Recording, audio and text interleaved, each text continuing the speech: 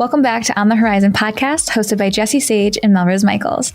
First, thank you so much for becoming a premium subscriber and supporting our podcast. This is getting you extra exclusive, unheard, and unseen footage from each interview that we have on the horizon.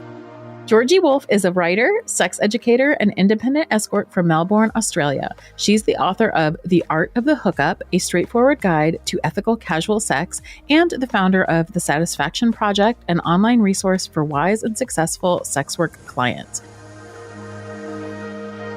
So this is like maybe kind of an maybe it's not off topic, but like, how do you negotiate working and also like casually hooking up? Because sometimes I feel like that's at tension, especially if clients like think that you also date or also like hook up with people or you're polyamorous or something.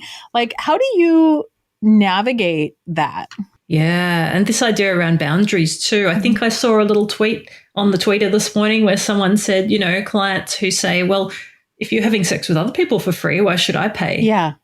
Because they don't see sex work as a service. Yeah. They see it as a relationship. Mm-hmm. But sex work is a professional relationship, but it's also a service. Right. You don't rock up to your barista's house on Sunday morning and knock on the door and go, hey, I know you're probably making yourself a coffee right now, so would you mind if I had one too?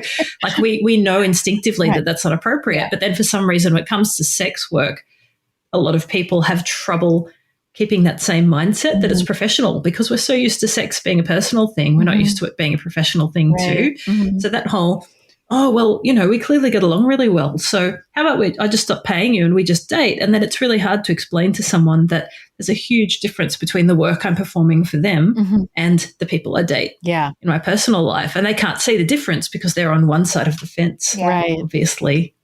Because it's because you're like setting things up for like what they would want a date to be like. It's not like the same sort of give and take. Yeah.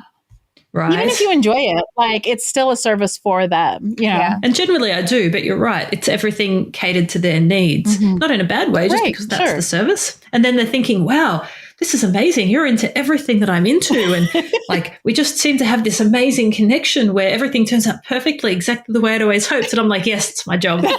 That's why it's going that way.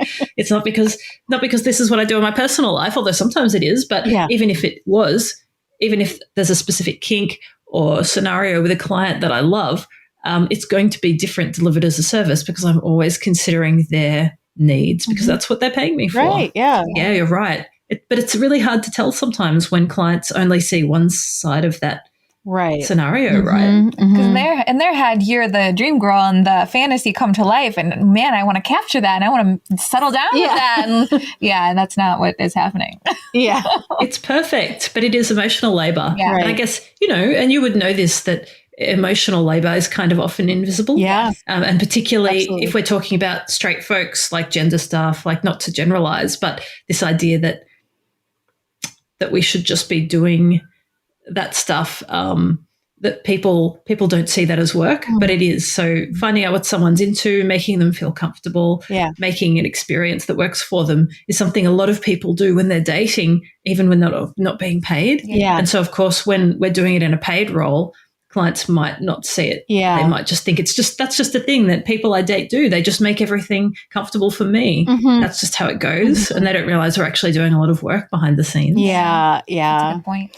I had to learn to, I mean, this is on a more personal note, but I had to learn how to receive that, especially like in a sexual way, like in my marriage, because like Pete, my husband, like, I feel like I'm being very like personal. I can hear him he's out there making noise. Yeah. Like, oh, he's going to come in. No. But he, like from the very beginning of our relationship, like has kind of an attitude toward sexuality. Like, I want to do something for you because you like it, not because I'm necessarily like into it at this moment.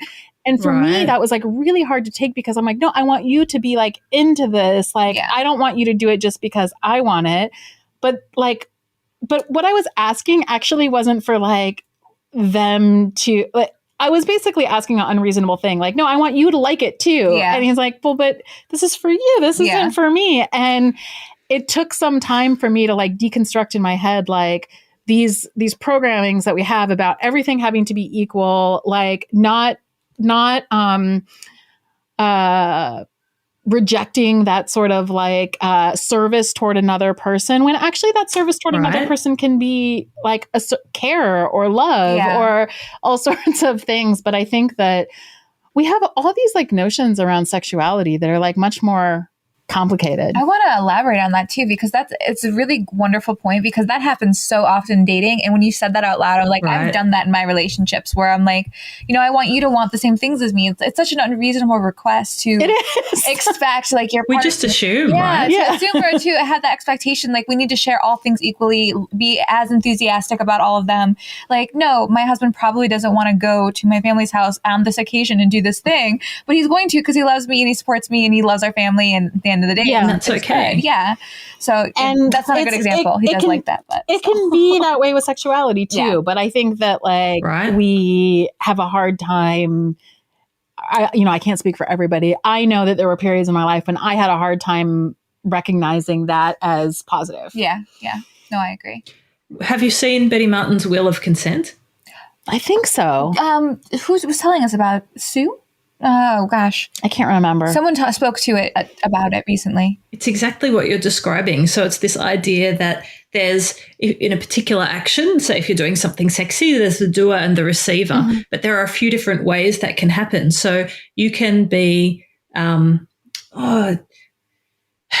so sorry, Betty. I'm going to stuff up the words now because I don't have it in front of me. But there's this idea that if someone is doing something to you, they could be doing it for you, in which case they're giving and you're receiving, or they could be doing it to you for them, in which case they're taking and you're giving. I'm getting the words wrong. So there's a lot of pleasure sometimes in letting someone do something that they enjoy to you. And there's also a lot of pleasure sometimes in doing something to someone else or with someone else that does things that works for you, and the other person is allowing. That's it. It's allowing. It's taking, allowing, giving, receiving. Yeah. So, and these are 4 ways of interacting sexually and just generally that can be good. They can all be good. Allowing someone can be really good if it's consenting. Yeah. Taking can be really fun. It can be really fun to go, I'm just going to ride you like a fucking horse or whatever. And the other person's just like, all right, whatever. I'm just going to lie here and enjoy the fact that you're clearly having fun, But these are all conscious choices, and that's what makes them good. The fact that it's a conscious choice and not just, I better just lie here and let my husband do what he wants because, we haven't had sex in 3 months or whatever the standard mode is for. Yeah. Thankfully, not that. But well, we know that's not what's happening over in the Sages, the Sage household. No, that's it. That's it.